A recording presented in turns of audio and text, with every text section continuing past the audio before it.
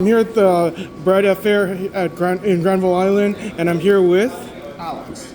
he's the manager of the wonderful bread affair. So, Alex, first question: how did you come up with the name of your breads? It was not me. It was someone far more clever in innuendos that came up with a lot of our names here.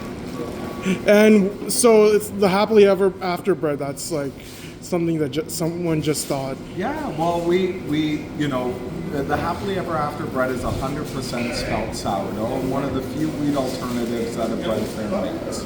So if there's anybody who has any wheat sensitivities or allergies, they are sometimes able to have this product without it affecting their belly, giving them their happily ever after. Awesome. So when did they contact you to participate in the Amazing Race Canada? I don't know specific dates, but it was a while before it had started up. Like around January. I do have the emails on there. I don't know that information off the top of my head. I'm very sorry.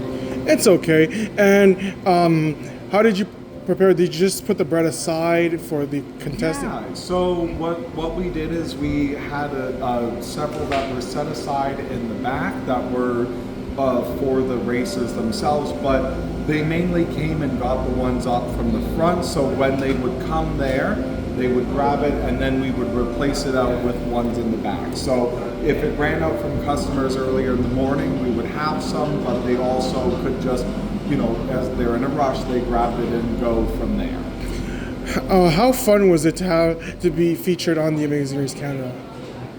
It was awesome. I'm a little bit camera shy, admittedly, so I was very worried, but since I was only featured for 5 seconds, I thought it was the best of all worlds. Did you get to meet John Montgomery? The host, I did not.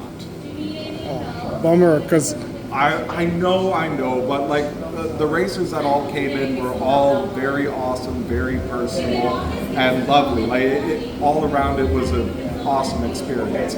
Though one of the things that I was very proud of is that after the Amazing Race, the company that came to Granville Island ended up buying a bunch of sandwiches for their crew. So I might have fed Mr. Montgomery, but I was able to feed the cameramen and all the other people who came down as well. that's incredibly awesome. And when it comes to, do you bake everything fresh daily? Yes. If you guys know anything about baked goods, there's a big difference between like a croissant or a bread that's fresh every day versus one that's been sitting out on the shelves. So, my stuff is a little bit more expensive, but it's more expensive because I bake fresh every day and don't sell you guys dailies. Of course, you gotta treat the customers with love, and what they want is fresh bread, fresh pastries. Thank you so much for this interview, Alex. Well, thank you very much, Jason, for coming down. This is the first time I've done something like this. I'm very honored. Thank you. You're welcome.